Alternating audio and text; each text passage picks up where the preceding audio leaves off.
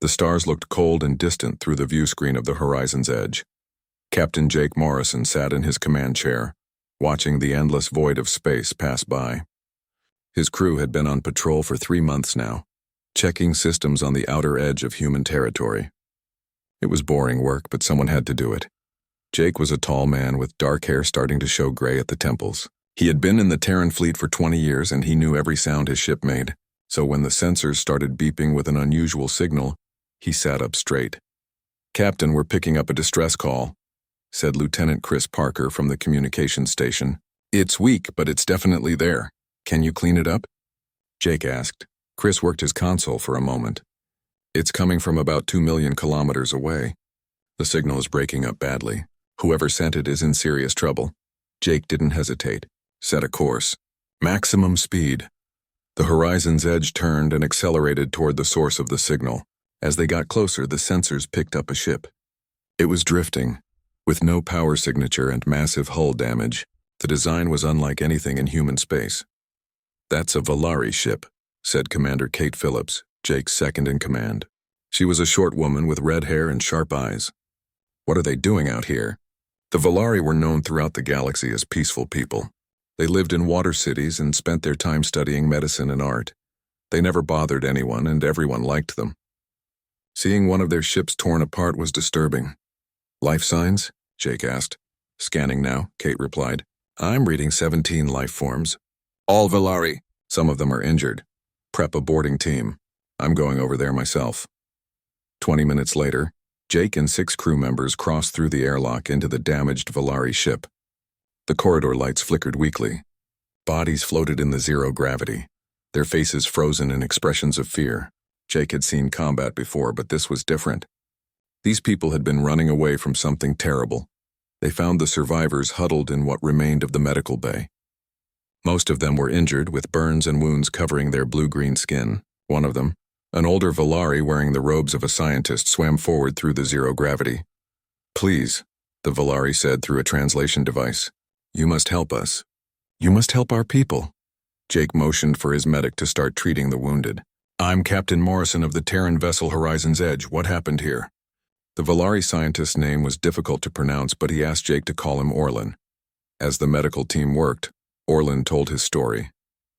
His voice shook as he spoke. "Our colony world, Thesera Prime, was attacked 3 weeks ago. The Krell Dominion came without warning. Their ships filled the sky. They bombed our cities and landed troops. We had no weapons, no way to fight back.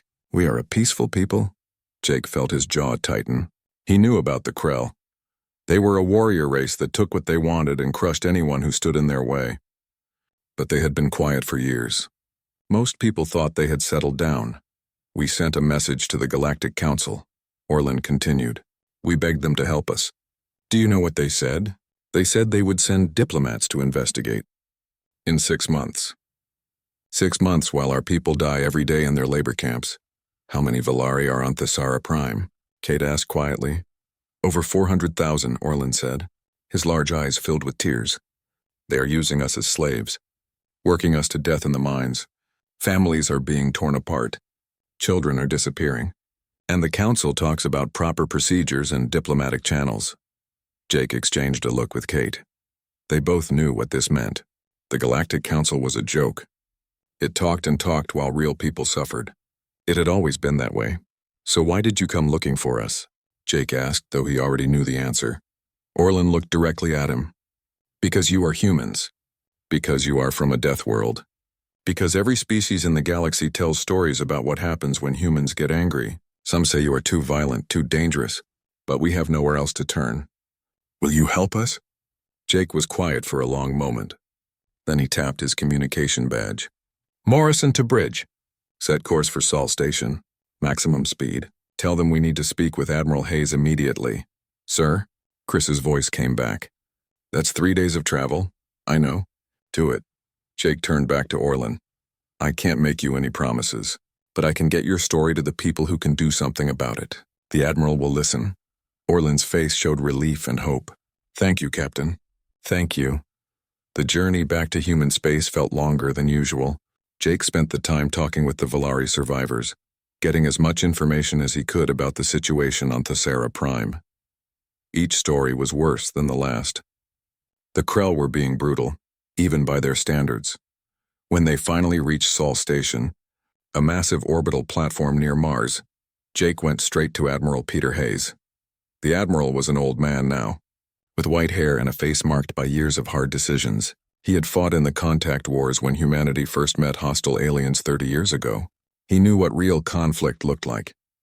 Jake played the recordings of the Volari testimonies. He showed the Admiral pictures that Orlan had managed to save on a data chip. Cities burning. People in chains. Mass graves. Admiral Hayes watched it all without speaking. His face was like stone. When the presentation ended, he sat back in his chair and was quiet for a full minute. "The council won't act," he finally said. "It wasn't a question. No, sir. They're sending diplomats in 6 months." 6 months. Hayes shook his head. "How many will die in 6 months?" "Tens of thousands, at least." Hayes stood up and walked to the window of his office. Outside, the curve of Mars filled the view. Human ships moved in organized patterns, going about their business. Earth hung in the distance, a blue jewel in the darkness. "I'm going to contact the president," Hayes said. "This is going to require her authorization. But Jake, I want you to know something. If she says yes, this isn't going to be a small operation. We're not going to send a few ships to negotiate. If we do this, we do it properly. We're going to hit the Krell with everything we have." "I understand, sir." Hayes turned to face him. "Do you? Because once we start this, the galaxy is going to see what humans are really capable of. Some of them won't like it. The council will protest. Other species will call us warmongers. But those Volari need help now, not in 6 months." Jake met his eyes. "Then let's give them that help, sir." Admiral Hayes smiled, and it wasn't a pleasant smile. It was the smile of a predator about to hunt. "Get some rest, Captain. In a few days, things are going to get very busy." The news spread through human space like fire through dry grass. Within hours of Admiral Hayes' meeting with President Linda Carter, the authorization came through. Humanity would respond to the Volari crisis, not with diplomats or strongly worded letters, but with warships and soldiers. President Carter made the announcement herself from the White House. Her speech was broadcast to every human colony, every station, every ship in space. She spoke clearly and firmly about what was happening on Thesera Prime. She showed the pictures that Orlan had brought. She didn't hide the bodies or the suffering. "The Galactic Council has chosen to wait," she said. "Humanity will not. We're going to bring the Volari home." The reaction was immediate. Recruitment centers on Earth, Mars, and the colony worlds were flooded with volunteers.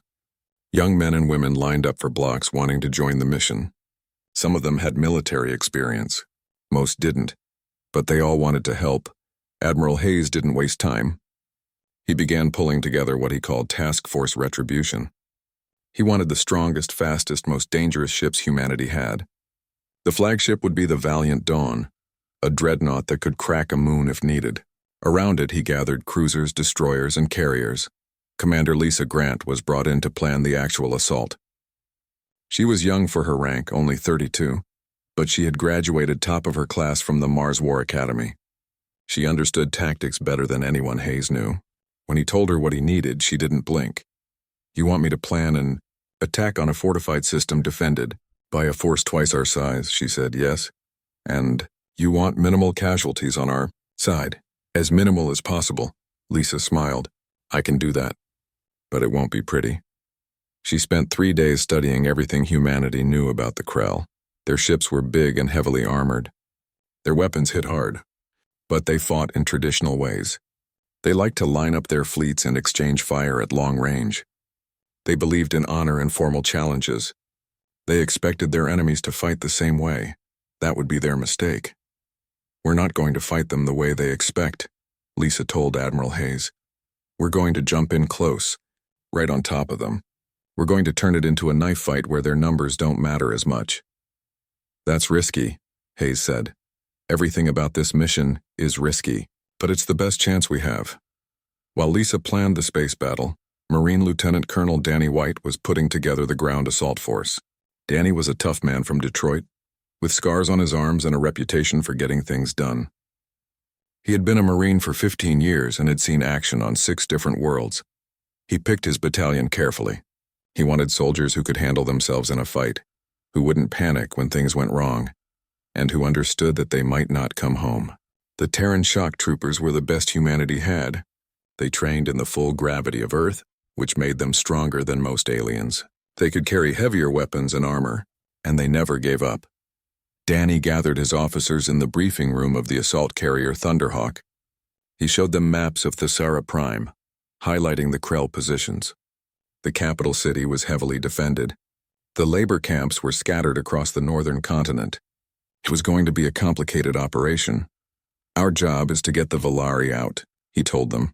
We hit the Krell hard and fast, secure evacuation zones, and get those people onto transport ships. Speed is everything. The longer we're on the ground, the more time the Krell have to bring in reinforcements. One of his captains, a woman named Julie Martinez, raised her hand. What about Krell prisoners, sir? Take them if they surrender. But don't risk your people trying to capture Krell who want to fight. Our priority is the Valari civilians. As the military prepared, Ambassador Helen Price was dealing with a different kind of battle at the Galactic Council. The council met on a neutral station called Unity 1, a massive structure where representatives from 100 different species gathered to discuss galactic affairs.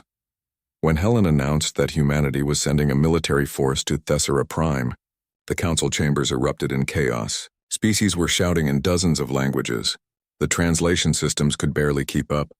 The council speaker, a tall being with golden skin and far too many eyes, called for order. When the noise finally died down, he addressed Helen directly. Ambassador Price, the Galactic Council strongly protests this action. You cannot simply send a military fleet to attack another species without council approval. There are procedures, laws that must be followed. Helen stood at her podium, calm and composed. She had prepared for this moment. With respect, Speaker, the Valari followed your procedures. They came to this council 3 weeks ago with evidence of genocide and slavery. What did the council do? You formed a committee. You scheduled meetings. You promised to send investigators in 6 months. How many Valari will die while we wait for your procedures? That is not the point, the speaker replied. We must maintain order. We cannot have species taking military action whenever they feel it is justified. Then perhaps the council should act when action is needed, Helen said coldly. The Valari came to you for help. You failed them. So they came to humanity, and we will not fail them. Some species in the council applauded. Others shouted in anger. The speaker tried to maintain control, but it was clear that Helen's words had struck home. The council liked to talk about peace and justice, but when real evil needed to be stopped, they hid behind procedures and bureaucracy. Back at Sol Station, the fleet was almost ready. 37 warships carrying 12,000 Marines and enough firepower to level a continent. The ships were loaded with supplies, ammunition, and medical equipment. They would need all of it. Captain Jake Morrison was assigned to join the fleet aboard the Horizon's Edge. His ship would help with rescue operations once the fighting started. He stood on the observation deck of Sol Station, watching the massive warships move into formation. It was an impressive sight, and terrifying. Kate Phillips came to stand beside him. Having second thoughts? She asked. No, Jake said. This is the right thing to do. But a lot of people are going to die. On both sides. The Krell chose this when they attacked Thesara Prime. I know, but that doesn't make it easier. Down on Earth, in a small apartment in Seattle, Corporal Amy Nelson was packing her gear. She was a combat medic and her unit had been called up for the operation. Amy was only 24 years old, but she had already served on 3 deployments.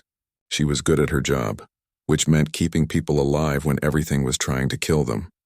Her mother called as she was checking her medical supplies. Amy, I saw the news. You're going, aren't you? Yeah, Mom, I am. I'm scared for you, I know. But those people need help, and I can help them. Her mother was quiet for a moment. Come home safe, baby. I will. I promise. It was a promise Amy hoped she could keep. Admiral Hayes called a final briefing for all ship captains and senior officers. The room was packed with hundreds of people, all of them focused on the holographic display showing the Thesara system. I won't lie to you, Hayes said. This is going to be the largest military operation humanity has conducted since the Contact Wars. The Krell outnumber us. They're on their home ground, and they're not going to give up easily. He paused, looking at each face in the room. But we have something they don't. We have a reason to fight that goes beyond conquest or pride. We're fighting for people who can't fight for themselves. We're showing the galaxy that someone still gives a damn about doing what's right. And we're humans. We're from Earth, a world that tried to kill us every day for millions of years. We survived that. We can survive this. The room erupted in applause and cheers. These men and women were ready. They believed in the mission, and they believed in each other. Admiral Hayes gave the order. All ships prepare for departure. We leave in 6 hours, and when we arrive at Thessera Prime, we're going to remind the Krell why you don't mess with a Deathworld species. The jump to faster-than-light travel always felt strange to Jake Morrison. One moment you were looking at normal space, and the next everything twisted and turned inside out. Colors that shouldn't exist flashed past the view screen. Then it was over, and you were somewhere else entirely. Task Force Retribution spent 4 days in hyperspace, traveling toward Thessera Prime. During that time, every crew member prepared for what was coming. Weapons were checked and rechecked. Marines ran combat drills. Medical bays were stocked with supplies. Everyone knew that once they arrived, there would be no time for second chances. On the bridge of the Valiant Dawn, Admiral Hayes reviewed the tactical plans one more time with Commander Lisa Grant. The holographic display showed the Thessera system in detail. The Krell had 58 warships scattered throughout the system, with the heaviest concentration in orbit around the planet itself. "They're not expecting us," Lisa said. "Intelligence says the Krell think the Galactic Council is still debating what to do. They've got their ships spread out, running mining operations and patrols. That's going to work in our favor." "What's the latest count on Volari survivors?" Hayes asked. "Roughly 320,000 based on what we can see from long-range scans. Most are in the capital city and the labor camps in the north. The Krell have been brutal. Population is down by almost 20% in 3 weeks." Hayes felt his anger rise, but he kept his voice calm. "Then we don't have any time to waste. Confirm the plan with all ship captains. I want everyone to know exactly what they're doing." The plan was simple in concept, complex in execution. The human fleet would split into 3 groups the moment they arrived. The first group, led by the Valiant Dawn, would jump directly into high orbit and engage the Krell command ships. Hit them hard before they could react. The second group would target the orbital weapons platforms that the Krell had placed around the planet. Those platforms could rain destruction on the surface and needed to be eliminated quickly. The third group, carrying the Marines, would head straight for the planet and begin landing operations. It was aggressive. Some would call it reckless. But Lisa had calculated the odds, and this approach gave them the best chance of succeeding before the Krell could organize a coordinated defense. 4 days after leaving Sol Station, Task Force Retribution dropped out of hyperspace at the edge of the Thessera system. For a moment, everything was quiet. The sensors came online, painting a picture of the system. There was the planet, blue and green like Earth, but with more water. There were the Krell ships, exactly where intelligence said they would be. And there were the Volari cities, or what was left of them. "All ships, this is Admiral Hayes. Execute the plan. And remember, we're here for the Volari. Everything else is secondary." Good luck. The human fleet split apart and accelerated toward their targets. The Valiant Dawn and 12 other warships engaged their combat drives and jumped directly into high orbit above Thessera Prime. They appeared less than 5 kilometers from the Krell flagship, a massive vessel called the Conqueror's Fist. The Krell were completely unprepared. "All weapons, fire," Hayes ordered. The railguns spoke first. These were humanity's favorite ship weapons, simple but devastating. Magnetic coils accelerated solid projectiles to incredible speeds. The rounds hit with the force of small nuclear weapons. The Conqueror's Fist had shields, but they were designed to stop energy weapons and missiles, not chunks of dense metal traveling at a fraction of light speed. The shields flashed bright blue, and then failed. The railgun rounds punched through the Krell armor like it was paper. Explosions rippled along the enemy flagship's hull. Atmosphere vented into space. The Krell tried to return fire, but their weapons were meant for long-range combat. At this distance, they couldn't bring most of their guns to bear. "Target their engines," Lisa commanded. "I want that ship dead in space. More railgun fire." The Conqueror's Fist shuddered under the impact. Its engines exploded in a brilliant flash. The massive ship began to tumble, out of control and completely helpless. Around the battlefield, the other human ships engaged the Krell defenders. At close range, the fight became chaotic and brutal. Ships twisted and turned, trying to get angles on their enemies. Missiles streaked through space. Energy beams cut through the darkness, and the railguns kept firing, their distinctive sound echoing through the hulls of the human vessels. The second group of human ships struck the orbital platforms. There were 12 platforms in total, each one bristling with cannons designed to bombard the surface. Lieutenant Commander Steve Harris led this attack from aboard the destroyer Swift Justice. "Mark your targets and fire on my command," Steve said calmly. "We do this in one pass. 3, 2, 1 now." The human ships unleashed their missiles all at once. Over 200 missiles, each one guided by advanced targeting computers. The platforms tried to defend themselves with point defense guns, but there were too many missiles coming too fast. The explosions lit up the night sky of Thesara Prime like a string of new suns. Within 4 minutes, all 12 platforms were destroyed. The Krell's ability to bombard the surface was gone. On the planet, the third phase of the attack began. Lieutenant Colonel Danny White sat in the drop pod with his command squad, waiting for the launch. Around him, hundreds of other pods were ready, each carrying a squad of Marines in full combat armor. "All units, this is White. We're going in hot. The Krell know we're here now, so expect resistance at the landing zones. Stay focused, follow your training, and watch out for your buddies. Let's bring these people home." The drop pods launched. They fell through the atmosphere like meteorites, their heat shields glowing red. Inside, the Marines were pressed into their seats by the acceleration. Amy Nelson checked her medical gear one more time, making sure everything was secure. This was her 4th combat drop, but it never got easier. The pods hit the ground in the capital city of Thesara. The impacts created craters in the streets and sent debris flying. The doors blew open and the Marines poured out, weapons ready. Danny White's pod landed in what had been a park. Now it was a wasteland of dead plants and Krell fortifications. He could see Krell soldiers moving toward his position, their bulky forms easy to spot. They were big creatures, over 2 meters tall and heavily built with natural armor plating covering their bodies. "Contact front," someone called over the radio. The battle started. The Marines opened fire with their rifles, the distinctive crack of human weapons filling the air. The Krell fired back with plasma weapons that left glowing trails through the air. A Marine to Danny's left went down, his armor scorched. Amy was there in seconds, dragging him to cover and assessing his wounds. "He's alive," she called out. First-degree burns, but the armor took most of it. Danny advanced with his squad, moving from cover to cover. The Krell were tough fighters, but they were used to enemies who fought at range. The Marines kept pushing forward, getting close where their superior reflexes and training made the difference. A Krell soldier charged at Danny with what looked like a power axe. Danny shot it 3 times in the chest at point-blank range. The Krell went down. Throughout the city, similar scenes played out. The Marines pushed into Krell positions, clearing buildings and streets. The fighting was intense but brief. The Krell garrison had been caught by surprise and was struggling to organize a defense. Within 2 hours, the Marines had secured a perimeter around the main Valari refugee center. Danny entered the building and found thousands of Valari huddled together. They looked terrified until they saw him. Then hope filled their faces. "I'm Lieutenant Colonel Danny White of the Terran Defense Force," he said, knowing his translator would convert his words. "We're here to get you out. Please move to the evacuation shuttles in an orderly fashion. We're going to take you somewhere safe." The Valari began to move.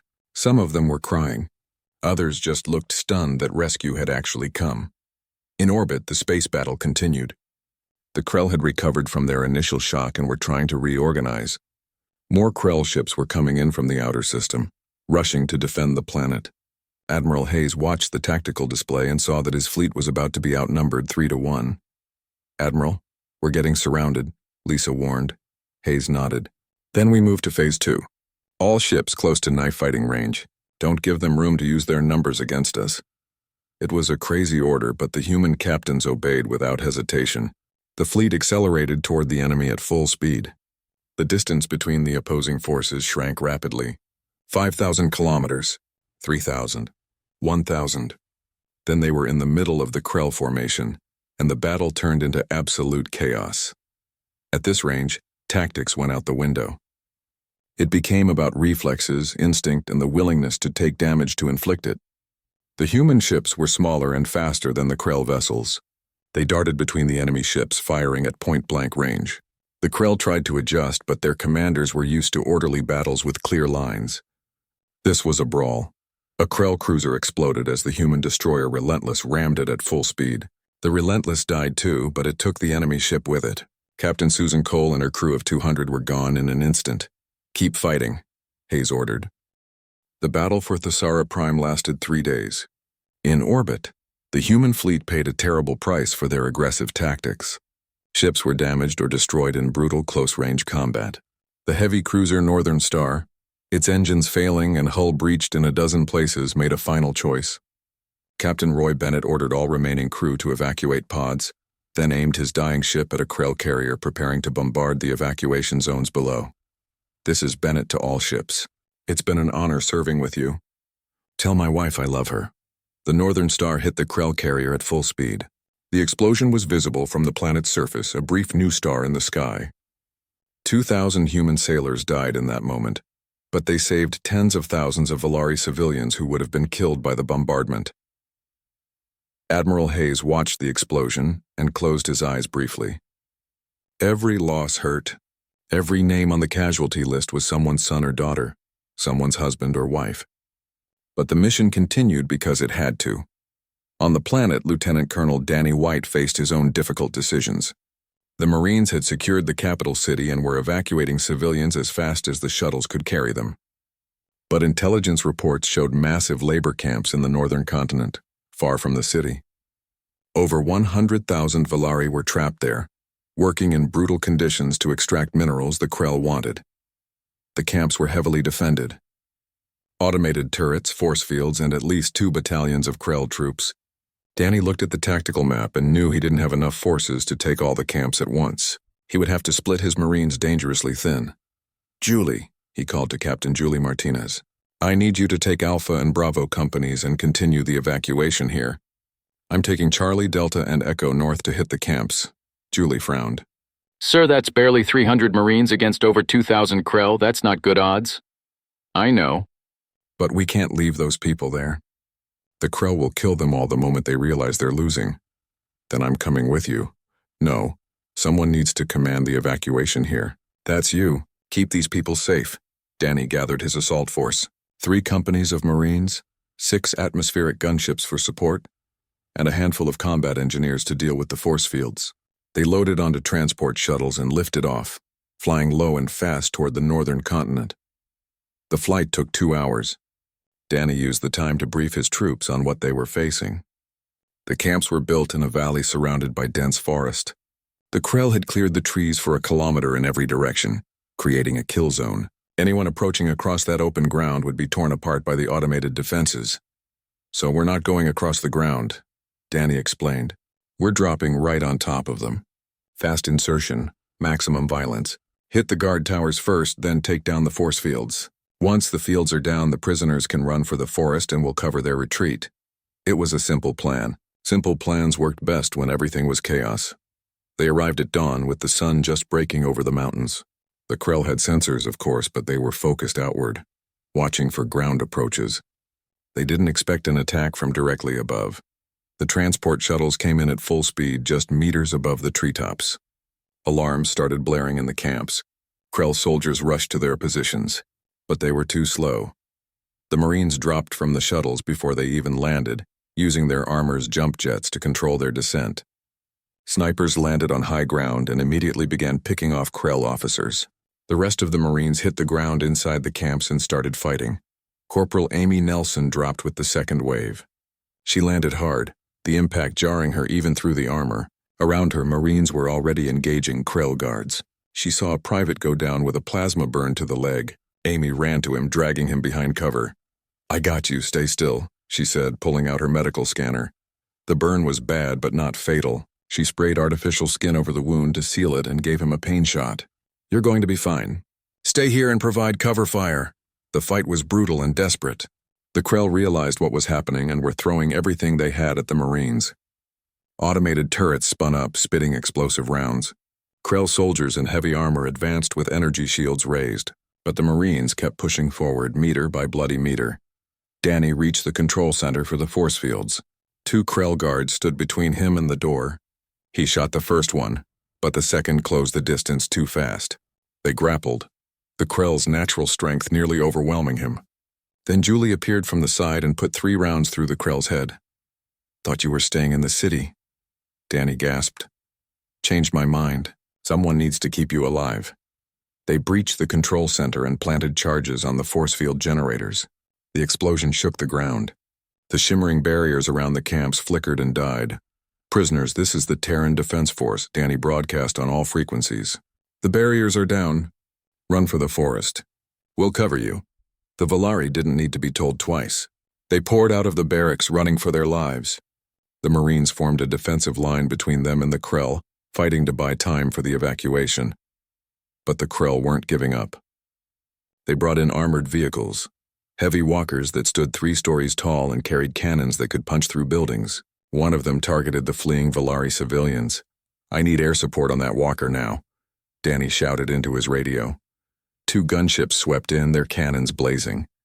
The walker's shields flared under the assault but held. It turned to target the gunships, and that's when the Marines hit it with anti-armor rockets from 3 directions at once. The combined assault overloaded the shields. The rockets slammed into the walker's legs and it collapsed, crashing into the ground. Amy was everywhere on the battlefield, moving from one wounded Marine to another. Her armor was scorched and dented, but she never stopped. When a Krell shock trooper broke through the line and came straight at her position, she had 3 wounded Marines behind her who couldn't move. She dropped her medical gear and grabbed her sidearm. The Krell was huge, over 2.5 meters tall and armed with a power blade. Amy fired every round in her pistol at center mass. The Krell stumbled but kept coming. It raised its blade to strike. Then a burst of rifle fire cut it down. Julie Martinez lowered her weapon and nodded at Amy. "Good shooting, Corporal." "Thanks, Captain." The battle lasted 4 hours. By the end, the Marines had freed all the prisoners in that camp and 3 others nearby. But the cost was high. Danny had started with 300 Marines. 43 were dead. Over 100 were wounded. As the evacuation shuttles lifted off carrying the rescued Volari, Danny stood among the bodies of his fallen soldiers and felt the weight of command crushing down on him. In orbit, Commander Lisa Grant saw an opportunity. The Krell fleet was disorganized, their command structure disrupted. But more importantly, she noticed that all their ships relied on a centralized communication network. "Take out the network hub ships and the Krell fleet would lose coordination. Admiral, I've identified 3 Krell command vessels. They're the nodes for their battle network. If we take them out, the rest of their fleet won't be able to coordinate." Hayes looked at the tactical display. The 3 command ships were spread across the battlefield, each one heavily defended. Getting to them would cost more ships, more lives. But if Lisa was right, it could break the Krell completely. Do it. All available ships, new targeting priorities. The human fleet, battered but still fighting, focused their efforts on the command vessels. The Valiant Dawn led the assault on the primary command ship. It was a brutal fight. The Krell defenders threw everything they had at the attacking humans. But Hayes didn't back down. The Valiant Dawn took hit after hit, armor melting under plasma fire, but it kept advancing. "Fire the Quantum Disruptor," Hayes ordered. The Quantum Disruptor was humanity's newest weapon, and it was terrifying. It created a localized disruption in spacetime that tore apart anything caught in its field. The weapon fired, and the Krell command ship simply came apart at the molecular level. One moment it was there. The next it was the expanding cloud of debris. The other 2 command ships fell in similar fashion. And suddenly, the Krell fleet lost its coordination. Individual captains were left making their own decisions without orders or guidance. Some tried to continue fighting. Others began to retreat. The human fleet pressed their advantage. Admiral Hayes broadcast a message to the remaining Krell ships. "This is Admiral Hayes of the Terran Defense Fleet. You've lost.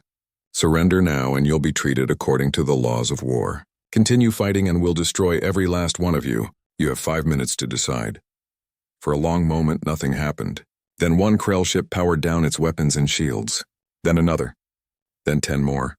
The battle was over. On the planet, Danny received word that the space battle had ended. The Krell ground forces, cut off from support and reinforcement, began to surrender as well.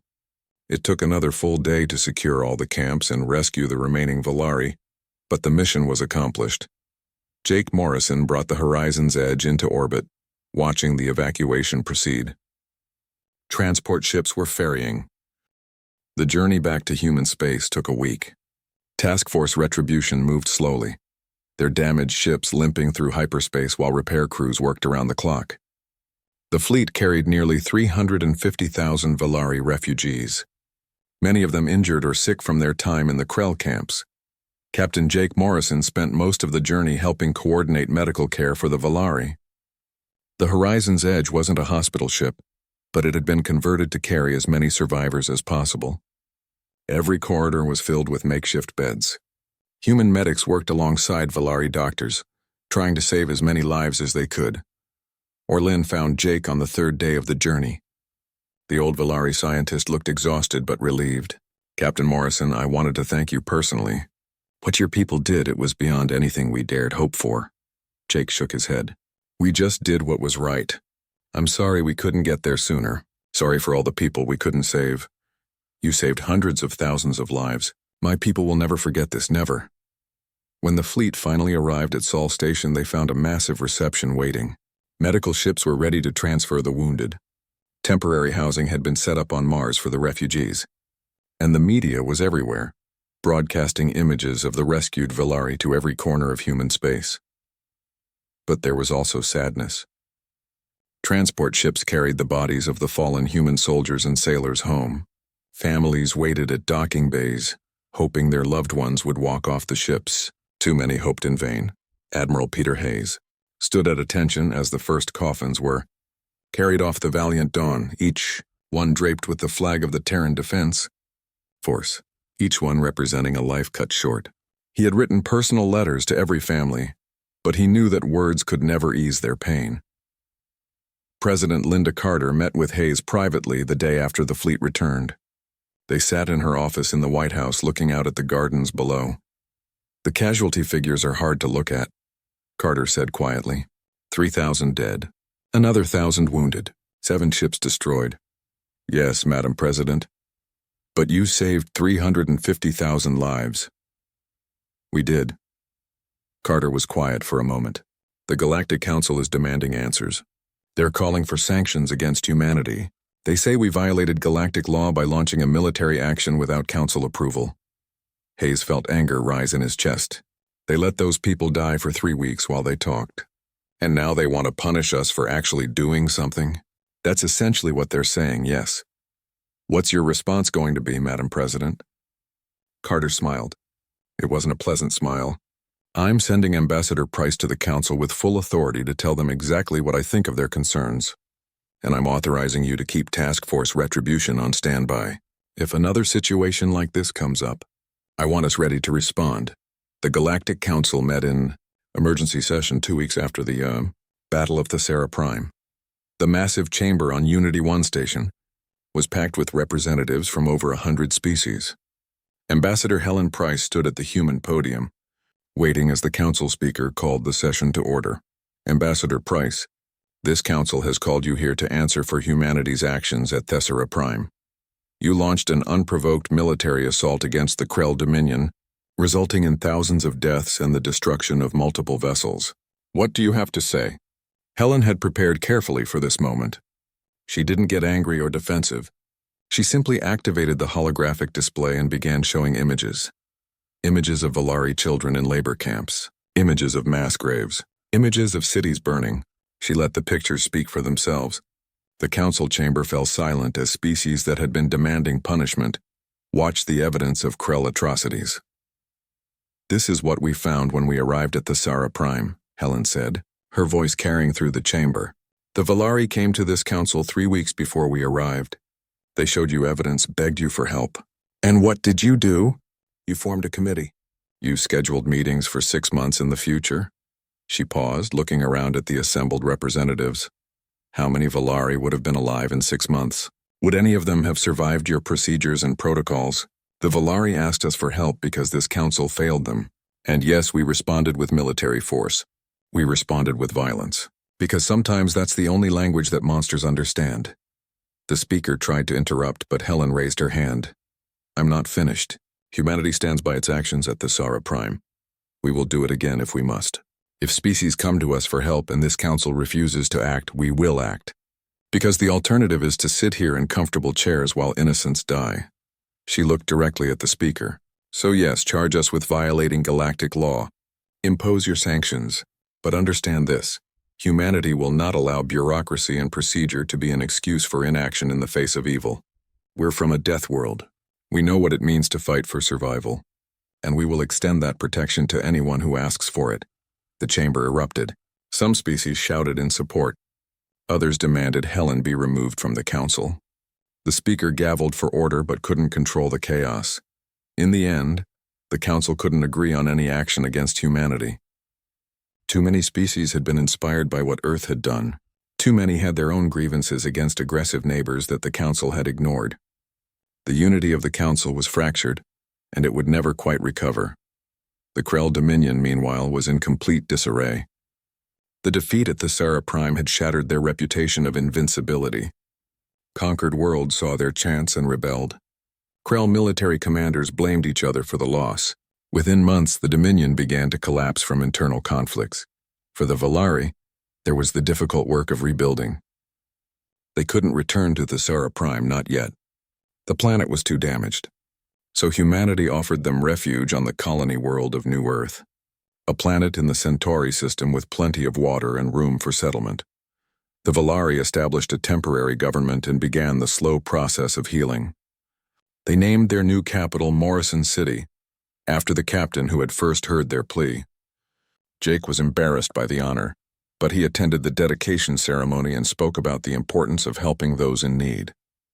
On Mars, in a military cemetery overlooking the Red Plains, Lieutenant Colonel Danny White stood at the graves of his fallen Marines.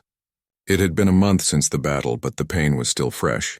He came here every week, needing to remember the faces and names of those who hadn't made it home. Amy Nelson found him there one afternoon. She was out of the hospital now, her wounds healed, though she still walked with a slight limp. "Hey, Colonel," she said quietly. "Amy, shouldn't you be resting?" "I've rested enough. Thought you might want some company." They stood together in silence for a while, looking at the rows of white markers. "Do you think it was worth it?" Danny asked finally. "All these lives for people we didn't even know." Amy thought about the question carefully. She remembered the Valari children she had treated, their eyes full of hope when they realized they were being rescued. She remembered the old Valari who had hugged her and cried with relief. "Yeah," she said, "I think it was. Those people were going to die if we didn't help. And we saved most of them. That has to count for something. Even if it cost us this much? Even then. Because if we won't help, who will? The council? They proved they won't, so it has to be us." Danny nodded slowly. "You're probably right. Doesn't make it easier, though." "No, it doesn't." Commander Lisa Grant received a promotion to captain and was given command of her own ship, the cruiser Steadfast. Her tactical planning at Thesera Prime had been brilliant, and the military wanted her expertise available for future operations. She accepted the promotion but requested a quiet posting first. She needed time to process what she had done, the lives lost because of her orders. Admiral Hayes did retire as he had planned. But he didn't disappear. He became an advisor to the military academy on Mars, teaching the next generation of officers about the realities of command. He made sure every student understood that victory always came with a cost, and that cost was paid by real people with families and dreams. His first lecture started the same way every year. War is not glorious. War is not exciting. War is blood and death and choosing between bad options. But sometimes war is necessary. Sometimes you have to stand up and fight because the alternative is worse. Your job as officers is to make sure that when fighting is necessary, you do it right. President Carter faced criticism from some quarters for authorizing the Thesera Prime operation. But polls showed that most humans supported what had been done. And when other species started coming to humanity asking for help with their own problems, she created a new department, the Office of Interstellar Protection. Its mission was to respond when the Galactic Council wouldn't. Captain Jake Morrison continued his patrol duties, but now everyone knew his name. The Horizon's Edge became famous as the ship that had first answered the Valari plea. Jake didn't like the attention, but he understood that he had become a symbol of what humanity stood for. 6 months after Thesera Prime, he received a message from Orlean. The Valari scientist was thriving in Morrison City, helping to establish.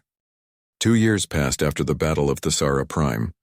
Those 2 years changed the galaxy in ways nobody had expected. Humanity became known as the species that would actually do something when others suffered. Species across the galaxy started looking to Earth not just with fear, but with hope. The Volari flourished on New Earth. Their population grew as refugees healed and started families again. Morrison City became a beautiful place, with water gardens and learning centers that attracted visitors from across human space. The Volari shared their medical knowledge freely with humanity, saying it was the least they could do for those who had saved them. Orlin became the Volari ambassador to Earth. He was old now, his skin taking on the darker blue that marked advanced age for his species, but he was tireless in promoting cooperation between their peoples. When he spoke at universities or government buildings, he always told the story of how humanity had answered when everyone else had turned away. The Office of Interstellar Protection, which everyone just called the OIP, grew into a major organization.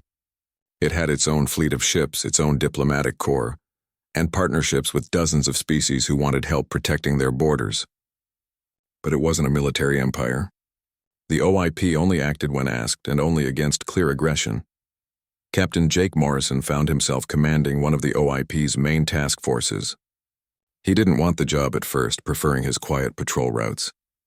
But President Carter asked him personally and he couldn't say no. His flag now flew from a new ship, the Horizon's Light, a heavy cruiser built specifically for rapid response to emergencies. On a cold morning in March, Jake received a priority message from OIP headquarters. Another situation was developing. The Thrinn, the species that had asked for help 2 years ago, were facing a new crisis. This time it wasn't invasion, it was plague. A biological weapon had been released on 3 of their colony worlds. Millions were sick and dying.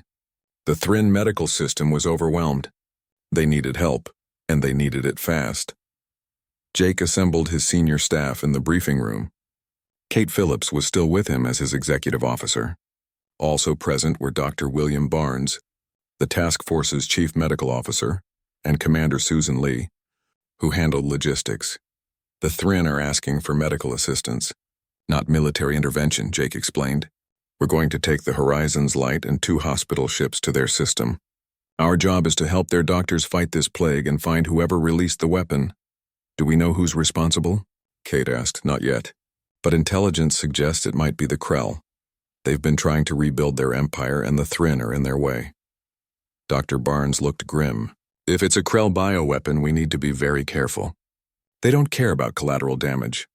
The small fleet left Earth orbit that evening, 3 ships carrying hundreds of medical personnel, equipment, and supplies. It would take 5 days to reach Thrinn space. During the journey, Barnes and his team studied everything they could about the plague. The symptoms were brutal: fever, internal bleeding, organ failure. Death came in less than a week for most victims. Meanwhile, back on Mars, Lieutenant Colonel Danny White was training a new battalion of Marines.